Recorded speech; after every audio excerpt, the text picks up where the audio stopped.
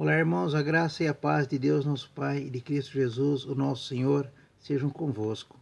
A devocional de hoje se fundamenta no livro de Deuteronômio, o capítulo 10, chama atenção para o verso 12. Está escrito: Agora, pois, ó Israel, que é que o Senhor requer de ti? Não é que temas o Senhor teu Deus e ande em todos os seus caminhos, e o ames e o servais ao Senhor o teu Deus de todo o teu coração e de toda a tua alma? O que é que Deus pede de nós? Saber responder essa pergunta é extremamente importante para a nossa vida espiritual. A questão não é saber para que venhamos a fazer um monte de coisas novas e diferentes daquilo que Deus já nos revelou na sua palavra. Nós temos que saber o que Deus quer de nós para que nós possamos assim obedecer ao Senhor. O que Deus espera de nós como marido? O que Deus espera de nós como esposa? O que Deus espera de nós como filho, como estudante, como patrão, como empregado?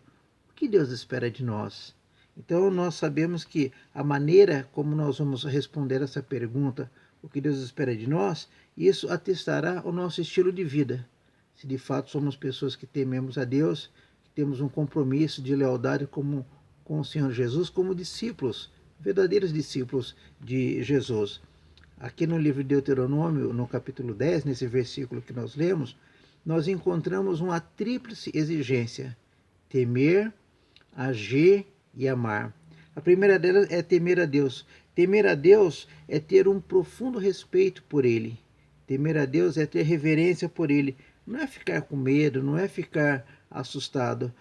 Temer a Deus é importante porque nós passamos a ter o senso de quem Deus é. Deus é santo. Deus odeia o pecado. E nós somos pecadores. Deus poderia nos destruir, mas por graça e por misericórdia Ele não tem feito isso. Deus já nos deu uma chance. Ele enviou Jesus para perdoar os nossos pecados. Então, a santidade de Deus é expressa na sua graça, na sua misericórdia. O senso de Deus faz com que nós carreguemos uma percepção de quem Ele é. E pelo fato de nós sabermos quem Deus é, nós conseguimos enxergar quem nós somos e o que nós devemos fazer para nos relacionarmos com Ele. No livro de Provérbios, no capítulo 9, versículo 10, diz que o temor do Senhor é o princípio da sabedoria. Então, para sermos sábios, nós temos que temer a Deus. A segunda coisa que Deus pede de nós é que nós venhamos a agir, conforme o texto que nós lemos, né? O que o Senhor requer de ti? O Senhor requer de ti que andes em todos os seus caminhos. Então, é agir, é viver centrado em Cristo Jesus, é viver centrado na palavra de Deus. Isso não é apenas uma atitude mental e intelectual, mas é atitude, é ação. Deus espera que nós venhamos agir segundo a sua vontade, e essa está expressa na sua palavra. O Salmo 119, 105 diz: Lâmpada para os meus pés é a tua palavra, e luz para os meus caminhos. Então, se a palavra de Deus de fato é regra de fé e prática para nós, então nós não vamos ficar confusos em relação ao papel que nós temos que desempenhar como marido, como esposa, como pai, como filho, como empregado, como estudante. Nós não vamos ficar confusos, porque a palavra de Deus vai nos orientar como nós devemos proceder. Deus já revelou a sua vontade para nós, a sua vontade expressa na sua palavra para vivermos a nossa vida diária. O que cabe a nós é obedecermos. A gente não precisa ficar inventando coisas para agradar a Deus. Basta obedecer a sua palavra. No livro do profeta Samuel, Samuel ele fala ao rei Saul e ele é advertido. E Deus manda Samuel dizer a Saul: olha, Deus está mais preocupado com obediência do que fazer sacrifício. Então, isso é extremamente importante para nós, essa atitude de obediência à palavra de Deus. E para isso, temos que fortalecer o nosso espírito todo dia. Quando nós acordamos, levantamos pela manhã, nós temos que ter uma palavra de oração, falar com Deus, buscar a presença de Deus, ler a sua palavra, alimentar o nosso espírito para saber o que nós temos que fazer, como nós temos que proceder, porque a palavra de Deus para nós é uma bússola, ela é um norte, ela vai nos guiar. Então a nossa ação, o agir, deve ser fundamentado na palavra de Deus. Muitos vão guiar e pautar a sua vida pelas redes sociais, pelo Facebook, pelo Instagram, mas outros vão pautar a sua vida pela palavra de Deus. E depois nós vamos ver quem será bem-sucedido, aquele que obedece a Deus ou aquele que obedece às vozes do mundo. A terceira coisa que nós temos da parte de Deus é a seguinte: quando Deus nos pergunta pela sua palavra, né, o que ele requer de nós, além de temê-lo, além de agir segundo a sua palavra revelada, nós temos também que amá-lo.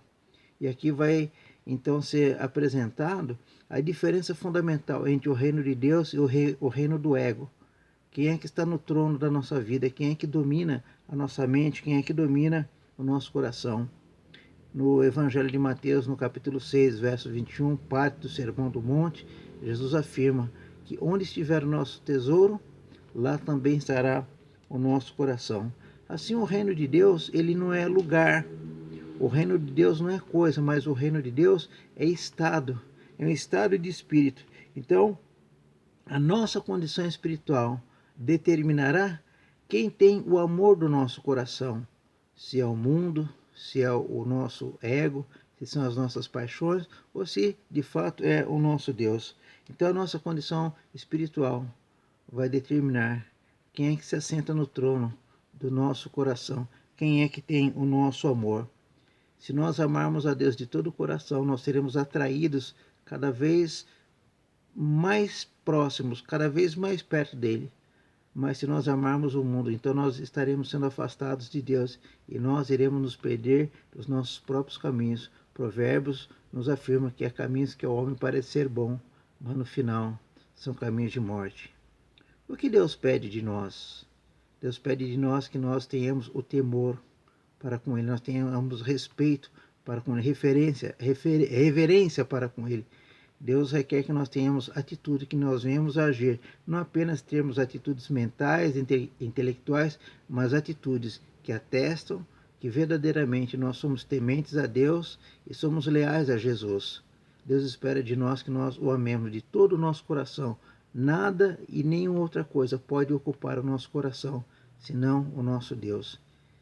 É isso que Ele requer de nós: temor, ação e amor. Que Deus possa nos abençoar, que estejamos dispostos a fazer essas coisas para o nosso crescimento espiritual e para a glória do nosso Deus. Que assim possa nos abençoar, que tenhamos um dia aceitável na presença dEle. Nós nos encontraremos na nossa próxima devocional.